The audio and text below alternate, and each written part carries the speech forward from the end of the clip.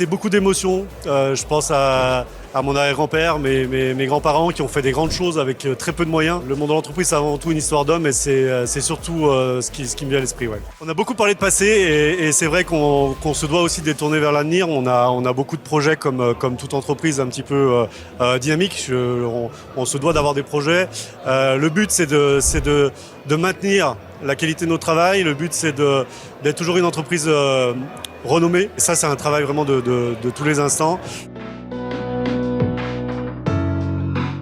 J'aime bien ces moments-là.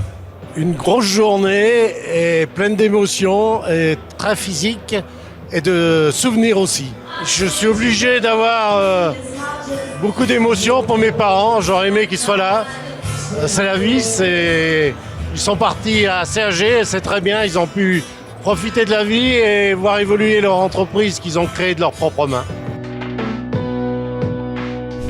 100 ans d'une entreprise, de voir les collaborateurs qui étaient là il y a une quarantaine d'années, de voir ceux qui sont en stage et qui ont une vingtaine d'années, c'est très impressionnant. Et les mots qu'on retient, c'est le professionnalisme chez Martoya, c'est bien évidemment l'expérience et puis l'avenir.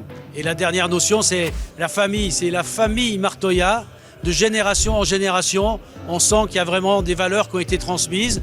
Et les gens qui étaient là dans cette célébration l'ont vraiment ressenti tout au cœur de l'événement. Ouais. Aujourd'hui, l'entreprise elle a 100 ans. Ça me fait rendre toute petite parce que je viens d'arriver et ça laisse supposer qu'il faut construire le futur. Le passé est hyper important. Il y a des gens avant moi qui ont beaucoup travaillé et ça donne encore plus envie de travailler dur et de faire évoluer l'entreprise. Ça a évolué beaucoup, on est passé par les Jeux Olympiques, tout ça, l'entreprise a grossi, les chantiers ont évolué, c'était plus du tout le même type de matériel, tout ça, mais ça évolue dans le bon sens. C'est sympa de revoir tout le monde parce qu'on voit des anciens qui nous ont formés quand on est arrivé à l'entreprise, puis on voit tous les nouveaux, l'évolution qu'il y a maintenant. Bien sûr, c'est avant tout de regarder aussi sur les enjeux environnementaux.